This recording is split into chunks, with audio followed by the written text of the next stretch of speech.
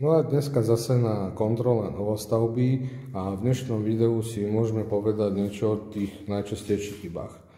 Medzi prvú vec, ktorá je chyba, by som zaradil to, že veľakrát chýba projektová dokumentácia a revízne správy, čo v tomto prípade nám síce dokumentácia bola doložená, ale neboli nám doložené žiadne revízne správy s tvrdením, že už teda je to skolaudované.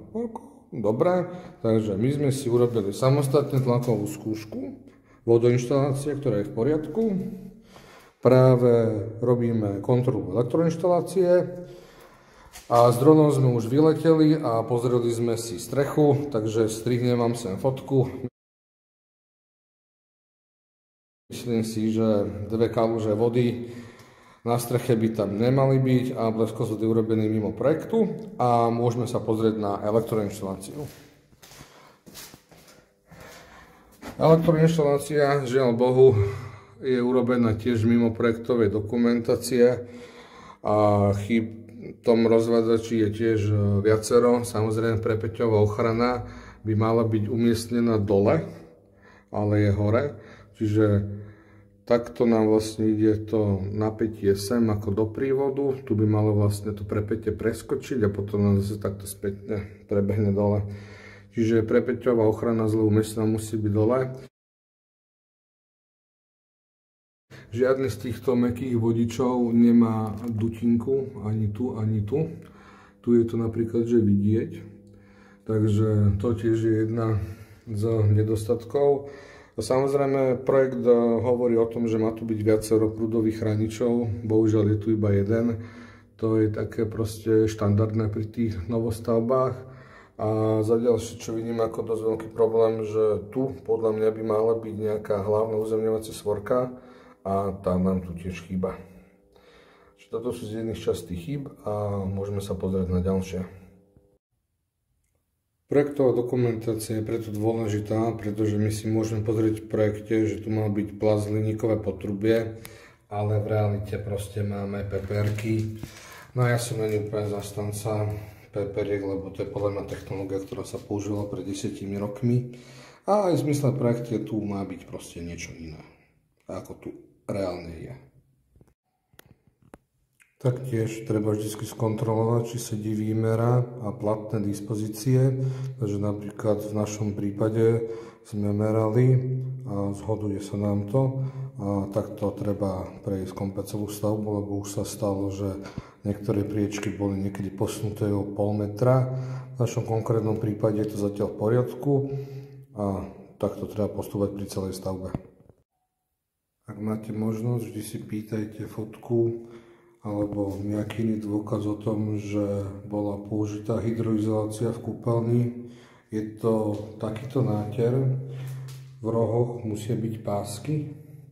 Tu je to urobené v princípe dobre, aj to ešte nie je hotové, ale aspoň je tu vidieť, že sa tým niekto zaoberá. Častokrát sa to stáva, že práve tento náter, ktorý v princípe možno drahý, sa zabudne dať a potom za pár rokov tie kúpeľne začnú tiec a budete to musieť vysekávať a veľmi dôležité proste myslieť na to alebo skontrolovať, či tam bola urobená hydroizolácia. Každý správny stavby vedúci by mal mať z toho fotku. Tu je to fajn, že tu sa to dalo veľmi krásne skontrolovať, že je to v poriadku.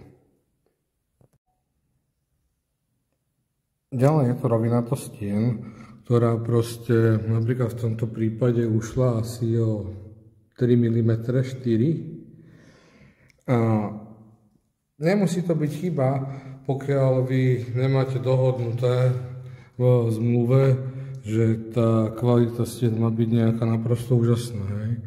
Pokiaľ máte dohodnutý, že je to obyčajný štúp, ktorý môže byť krivý, tak v takom prípade toto nie je chyba. Hej. Ale tiež akože treba sa sústrediť na tú kvalitu stien, tam tiež bývajú veľmi často rôzne defekty.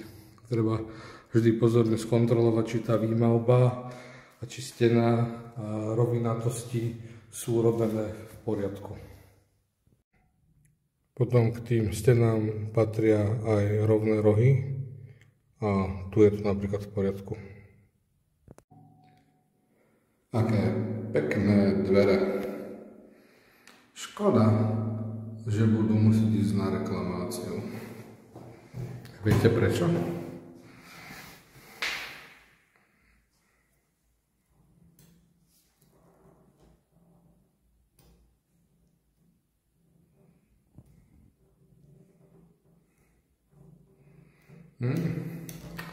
To sú také drobné chybičky, ktoré už iba po rokoch viete, že kam máte pozerať. Bolo by dobre, že je lepšie nastaviť, aby nebuchli rovno do radiátora. Že? Lebo tu niečo vzadu chýba. Nájdeme iné nedostatky, ako napríklad túto fliačik po šparovke, aj napríklad to, že chýba servisný otvor, keď sa vám náhodou upchá sifón. Pri novostavbách, kde sú plynové rozvody a taktiež pri kompletných rekonštrukciách si vždy treba žiadať revíznu správu od plynu. Tuto, kde to bublinku je únik plynu. Vo videu je kontrola po celkovej rekonštrukcii, kde sme odhalili únik plynu pri tlakovej skúške. Samozrejme, že to skončilo privolaním poruchovej služby SPP, na koho sme tak nemohli nechať.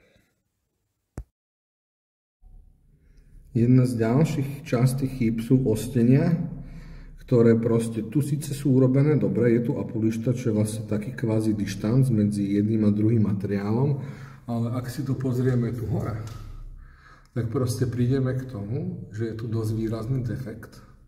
A keď som sa oprel o to okno svojou váhou, tak som zistil, že to okno nie je správne osadené a podobnú indiciu máme aj na ostatných oknách, takže tie okná a celkovo výplne tých stavebných otvorov, pretože tam treba vždycky zvýšiť pozornosť a je malá indícia, ako napríklad tu, znamená to, že treba si dať na to pozor, lebo je to akože dosť závažné. Ďalšia časť tých chýb, fasáda, nesprávne osadená parapeta, a teda mohla by byť aj lepšie. Táto stienka by mala byť tu, aby tady to vám mohla zbehnúť dole voda. Tieto krytky často chýbajú na stavbách a ten defekt je aj na druhej strane. No poďme ďalej.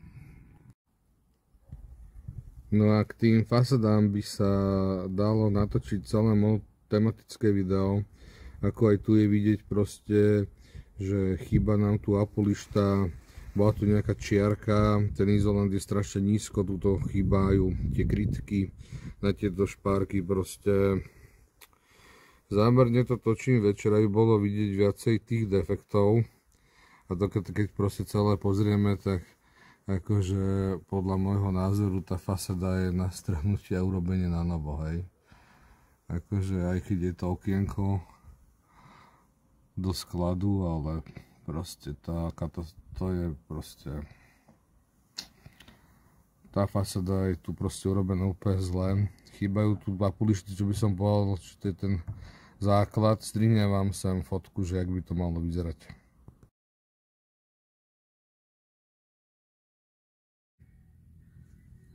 Ďalšia časť tých chýb, leskozvod, že teda použili nejakú púrpenu, ale táto teda od Nehorlavej má teda ďaleko. Zase môžeme ísť ďalej.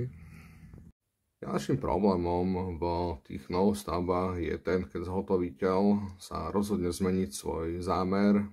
A napríklad teraz sme v drevodome, ktorý má pol roka, je to novostavba a miesto centrálnej rekuperácie máme lokálnu. No a my sme to namietali, už keď sme to preberali a samozrejme nám tu vznikli plesne, čo je dosť problematické vyriešiť, nakoľko tá rekuperácia je namontovaná dosť vysoko pri stroje. Proste ten objem vzduchu, ktorý tu je proste dosť nízky na to, aby sme vedeli tej tvorbe plesne proste predchádzať a to, že tam tá pleseň proste spôsobuje o mnoho viacej faktorov, jak sa bežne hovorí. A že tam naozaj je veľmi dôležité, aby sme sa riadili tou projektovou dokumentáciou, kde to bolo jak tak spočítané a projektant z nejakých dôvodov sem navrhol centrálnu jednotku. No a my tu máme 5 takýchto lokálnych, čo ako nie sú to zlé výrobky, to zase nehovorím, ale takéto defekty teraz máme proste v každej miestnosti. A je to problematické to vyriešiť teraz.